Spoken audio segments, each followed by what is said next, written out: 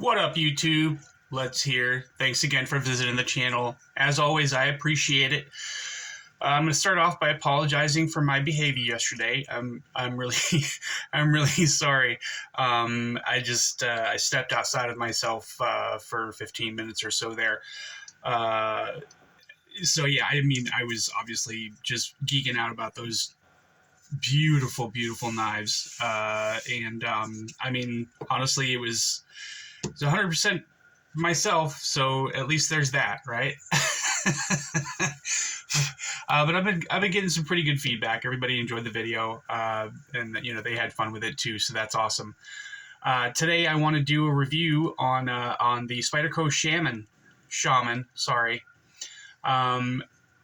The reason I want to do this review is because I saw that there's at least a few sites that have shamans available right now. God, people saying there's so many different ways. It's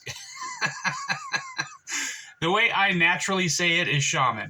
I'm not sure why I keep saying shaman all the time, but okay. So yeah, I noticed that this was available on a few different sites, so I figured I'd do a review on it just in case somebody wanted to snatch one up before they sell out again.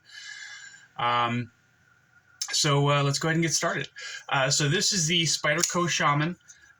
It is probably my favorite knife in my collection, but it's definitely my favorite Spyderco knife. And there's a bunch of different reasons for that. We'll get into that here in a little bit. So this little knife here is 8.25 inches. 1, 2, 3, 4, 5, 6, 7, 8.25 inches.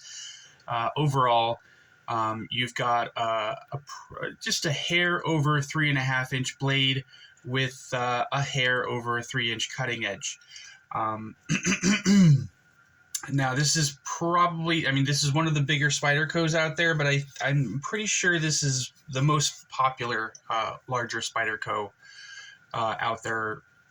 Maybe right now, but definitely for at least quite a while. I've noticed that this has been a very popular knife from Spyderco, and it's definitely, like I said, my favorite. So, compared to the Rat Model 1, the Rat's going to be just a hair bigger than the Spyderco Shaman. The Rat Model 2 is going to be quite a bit smaller than the Spyderco Shaman. I'm going to make a point of saying it every time now, just so I can get in the habit of saying it that way. The Demco 8020S. That puppy's going to be, again, just a hair bigger than the Shaman. And the AD20.5 is going to be quite a bit smaller. And compared to the other Spydercos,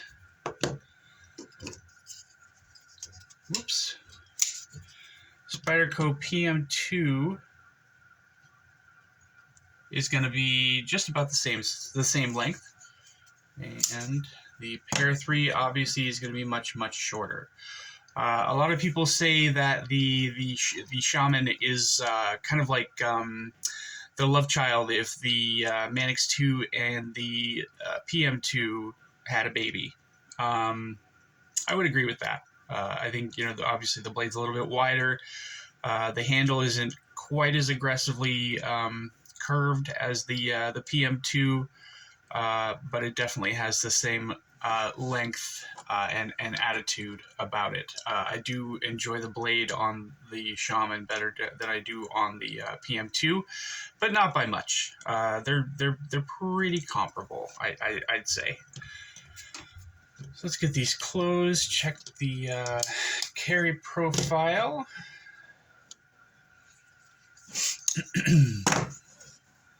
There we go. So, handle's just about the same length as PM2. The Pair 3 is going to be about 1/4 inch shorter. Thickness on these guys. The Shaman's going to be just a little bit thicker than the Pair 3, and I'd say close to the same height. It's not quite as tall as the Pair 3, but it's close. So the standard model of this knife comes with black black G10 handles. These are obviously aftermarket scales that I got for this guy. The original scales are going to look just like this, but they're going to be black. That's the only difference. I do remember thinking when I got the Shaman, when I got the Shaman, I realized that I thought that this was a much thicker knife when I was looking at it. So in case anybody else feels that way, you know, it looks like a big bulky knife. It's not quite as thick as it looks in the pictures. The scales are I wouldn't say quite a bit thinner than they look, but they're definitely, to me, they are thinner than they look in real life. But it's not a problem. It doesn't cause any issues. It just kind of you know, might throw you for a little bit of a loop if you happen to purchase this knife. Okay, so the weight on this guy, I can't remember off the top of my head, but I want to say it's somewhere around 5.4 ounces, maybe. No, I was way off. 4.7 ounces. Maybe I was thinking about a different knife. Yep, 4.7 ounces. The blade stock thickness on this guy, zeroed out, good. 143 thousandths. That was 144. Yeah, I think it's closer to 144 thousandths. So the hardware on this guy, you're going to have a, I'm sorry, I keep shaking the camera. You're going to have a T10 on the pivot, and I believe these are also T10s on the, maybe I'm thinking incorrectly. Maybe they're T8s. Let me just check here real quick. That's why we keep our trusty dusty tool next to us on the mat. So this is T8. It's loose there. Okay, yeah, the body screws are T8s. Let's just be doubly sure, only because I'm a little bit crazy. All right, so yeah, it's definitely T10 on the pivot. And no, the T10 does not fit in the body screw. So T10 on the pivot, T8s for the body screws. There is not exactly minimal hardware here, but there's not a ton either. Excuse me, I'm sorry. The pivot is running on phosphor bronze washers. I think everybody knows that by now, so hopefully there's some new people here that's new information too. The blade itself is S30V blade steel with a almost full flat grind. They left about maybe like 5 or 10% at the top of the blade, depending on where you're looking at it. There's no swedge or anything like that. Obviously, you've got the Spidey hole there. And this is, I don't know exactly what you call this. I think they call it a drop point, but they also call it a leaf-shaped blade. You know, a bunch of people call it a couple of different things. The scales are obviously G10, but these are micarta. And you've got stainless steel liners, and this works off of the compression lock, the patented Spyderco compression lock. If you are not familiar with this lock, it's kind of like a liner lock, only it's flipped upside down. So when the blade comes up, it gets stuck between the metal plate that's underneath it and the stop pin. So that's how it keeps it. It's a very, very strong lock. It's good stuff. Should not ever fail on you as long as you're doing what you should be doing with a folding knife. This comes with a stamped stainless steel clip, which, as most of you probably already know, I don't use pocket clips on the vast majority of my knives, so this does not have one. This particular one is in a tumbled finish. Most of them come in satin finish. I do like the tumble finish better than I like the satin, but I've never really handled a satin one, so I don't know that for sure, but I think that I would definitely prefer the tumble finish over the satin. So you've got no blade play here, left or right, up or down. It's a very solid knife, and you can hear that when it opens. You got quite a loud click there. So this is definitely a sturdy knife that you should be able to treat however you want to, provided it's not trying to, you know, use the blade to lever a car up off of somebody or something like that. I wouldn't suggest doing that for sure. The deployment's great, disengagement is great. This is one of the best knives I've ever handled. The balance on this guy, I think it's a little, yeah, right behind the, oh, it's a little bit further. There we go. So it's right behind the pivot, right where you want it. And that's because they use this very heavy backspacer here. A lot of people, you know, they get the knife thinking about taking the backspacer out and, you know, just using like a standoff or something like that. But you're not going to be able to do that because this is definitely part of keeping the blade balance where you want it. The ergonomics on this guy are an absolute dream.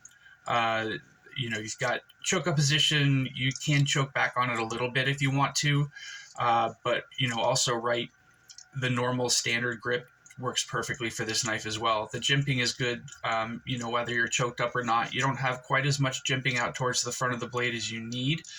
I'm sorry, as you normally would, but the jimping on this thing is aggressive enough to where it's not going to matter. Even if only half your thumb is on the jimping, it's not going anywhere.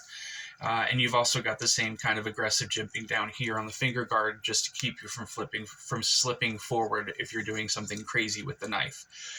So I think that's a really, really well designed handle. I like that they leave it open here a little bit more in the back than they do with the PM2. So that gives you a little bit more room to play with, and it's just a little bit easier, in my humble opinion, to be, you know, to keep the knife comfortable in your hand. You can cut with this thing all day long, and it shouldn't cause any discomfort or anything like that for you.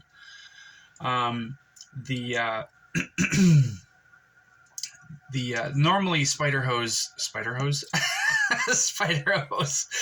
Oh goodness. Normally Spyderco's, a lot of their models have a thumb ramp, but this one does not have that. It's just kind of straight off the handle, which I think is good, especially if you're going to be using this knife pretty hard. It keeps your thumb at a more natural angle, and it allows you to be more comfortable. So I definitely, again, would call this a hard use knife if you choose to treat it that way. What else can I talk about here? So this is one of the few knives that I've seen that have an independent pivot from the screws, both of them. So, you know, each screw is just going to come out, and there's going to be a pivot in the center of the blade, which is kind of lipped, so it'll sit inside the hole a little bit. So that's a little different from most knives. And again, you don't have any backspacers. I'm sorry, you don't have any standoffs or anything like that in the back of the knife here. This guy, I think, is up to $230 if I remember correctly looking on the website. I know that they have them. I saw some on Amazon, which I don't normally recommend, but you know, it's up to you. But I also saw some on River's Edge Cutlery. They have both the Stonewash blade in a black handle, and they also have a full DLC version with a black blade with a black handle. That looks really, really nice. Even the pocket clip and all the hardware, it's completely blacked out.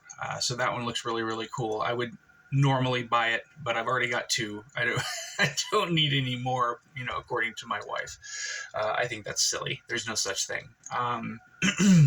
But again, yeah, if you are interested in this knife and you want to buy it right now, you can acquire this. It's one of those knives that kind of pops up every once in a while and then it's gone for like 4 or 5 months.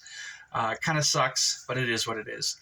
Now, the reason that I changed the scales on this guy is because I'm not a huge fan of how slippery their smooth micarta is, especially if it gets wet. You know, it doesn't make it softer or anything like that. It just makes it a little bit more slippery, in my opinion. Otherwise, the black handles are just fine. But I also like the I don't know if you call this milling or the pattern on it. I like that as well. And normally add some oil to it just to keep the handle I don't know, oiled, and but I haven't done that in a while. I have to do that here shortly. They don't make a mini of this. I don't know if that might be. I mean, but this is the kind of knife I would consider this a one and done knife. There's really not anything that I can think of that you would need to do in your normal everyday life that this knife can't do. And again, it's one of the most comfortable knives I've ever experienced, and it's just really, really reliable. It's got a good lock on it. The hardware stays where it's supposed to. You know, I've never had any problems with this knife whatsoever. You know, every once in a while, if you're being crazy with it, sometimes you will get a tiny bit of gunk in the pivot, even over the washers, but you know, that this is another reason that I love this. That this is one of the easiest knives in the world to take apart and put back together, and it's also a very easy knife to center. If you have a knife that's not centered, like mine is kind of leaning towards the show side a little bit right now. So you know, I'll have to fix that. But if you having that issue and you need to know how to fix it, Metal Complex has a video. Just go and search, you know, how to center your blade or something like that on YouTube, and his video should pop right up. Well, I think I've said everything I need to say for tonight, guys. Sorry for shaking the table again. But again, like I said the other day, I really hope you guys are enjoying the channel. I'm really enjoying doing it. This is more fun than I've had in a long, long time. So thank you guys again, all of you, for subscribing and you know, participating and supporting the channel. It really does mean so much to me. So that's it. Again, I appreciate you guys watching. If you enjoyed the video, please like and subscribe. I'd really appreciate it. Stay up, y'all. Take it easy. Bye.